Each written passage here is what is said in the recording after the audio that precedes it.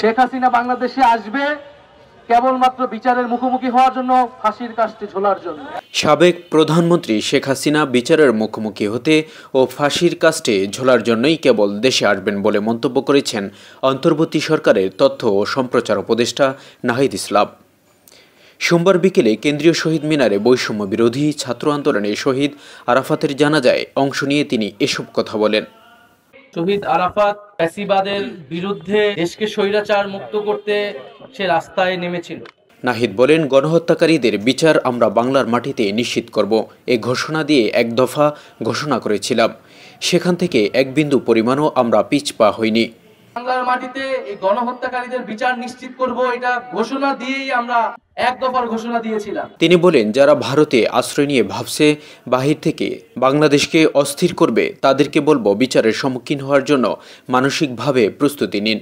আমাদের সৌভাগ্য হয়নি শহীদ হওয়ার। তথ্য উপদেষ্টা বলেন, আমাদের সৌভাগ্য হয়নি শহীদ হওয়ার, কিন্তু আরাফাতের মতো একজন শিশু দেশটাকে স্বৈরাচার মুক্ত করতে রাস্তায় নেমে শহীদ হয়েছে। আমাদের দায়িত্ব যে শহীদ হয়েছে যারা, তাদের যে আকাঙ্ক্ষা, সেই আকাঙ্ক্ষা অনুযায়ী বাংলাদেশকে নতুন করে গঠন করা।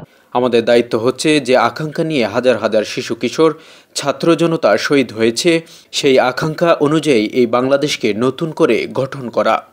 বিগত সরকারের একটা আলাদা ধরনের ক্ষোভ ছিল। মাদ্রাসা শিক্ষার্থীরা বিভিন্ন সময় সরকারের রোষানলে পড়েছে।